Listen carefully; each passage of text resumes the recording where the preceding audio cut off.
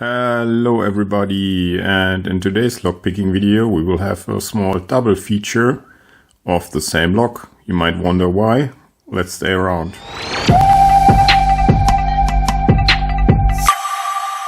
So from time to time lock manufacturers change their pinning, and yeah, this is an example for this one.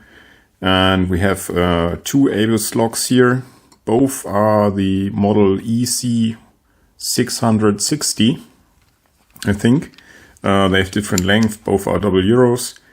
And yeah, supposedly they have a bit of a different bitting, and we'll find out what the bitting difference is. And first of all, we'll pick both of them and then we will compare what they are like inside. So let's put them in the vise and pick one after another. See you back in a second. Okay, here we are back in the vise. Looks fine. Using this 1mm tension here for Multipick, which goes right into the keyway on the left side. So I have all the room I need for the straight flag here, number 5 flag for Multipick. Tension counterclockwise so I can pick clockwise. And yeah, off we go. Feeling for binders. Pin 3 is binding. Okay, just a small nudge and it's not binding anymore.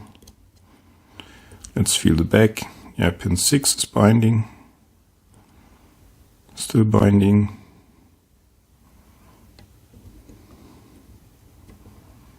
Maybe here. Nothing on 5 and 4. Pin 2 is binding. Good click. Nothing on 1. Pin 3 is binding again. Let's touch it very gently. Okay, good click. Now pin 1 is binding.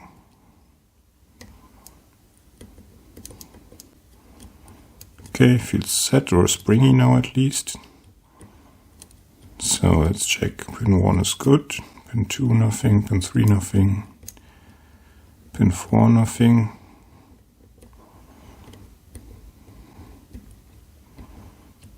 There's 6 here. Feels good. Okay, pin 4, good click. Now back to pin 1. Jumped up and needed to be set again. Now pin 4 again, and we are open. Okay, back in the vise. In goes my 1.3mm tensioner for this keyway, but it's very similar to the other one. And a shorter hook flag, the number 7 flag, which may be due to the bitting. So heavy tension, counterclockwise. Let's find the binder. I think that's 5 here. Let's release a bit of tension. Okay, good click. So up goes the tension. Pin 3 is binding. Release a bit of tension. Okay, some click. High tension again. Pin 1 binding. Okay.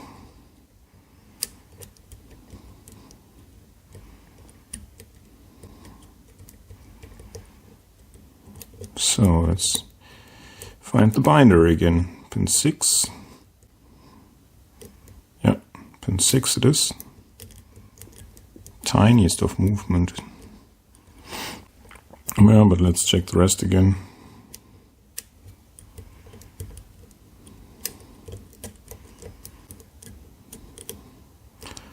No, 6 is still binding.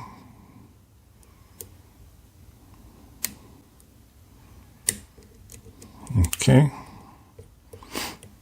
1 is up, so let's pick it.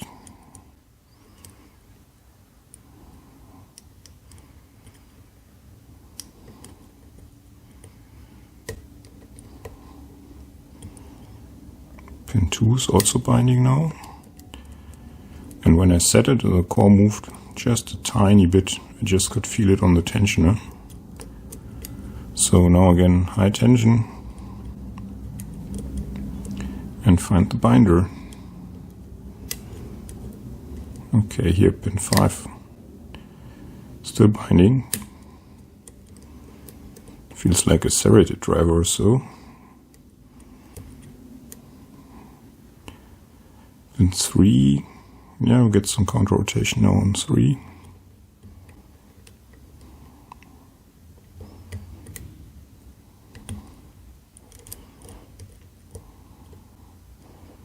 But I slipped off.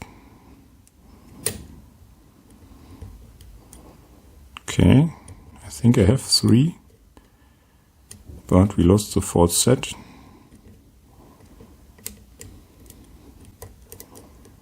Okay, pin 6 is binding again.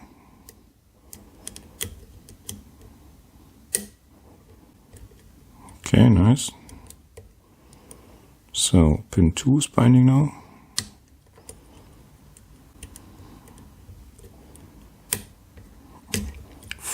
And we are open. So let's gut this thing.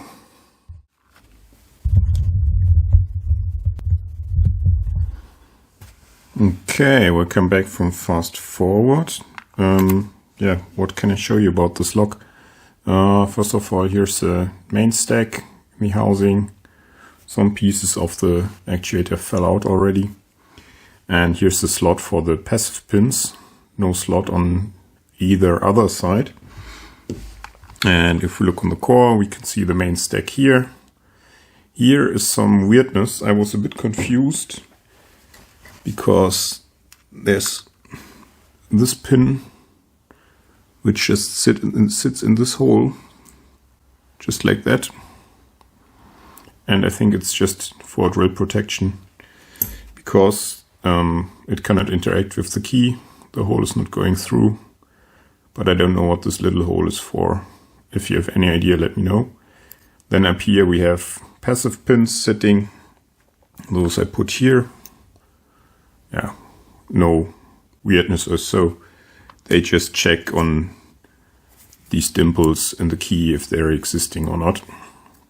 You don't need to pick them, so no worries on that. Nothing special, just these two.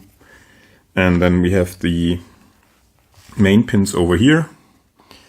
Each key pin, each one of the key pins, even the short ones, is a torpedo style pin. So yeah, oversetting in this lock is the main issue if you cannot get it open. If you cannot get the lock open, probably you're oversetting a lot.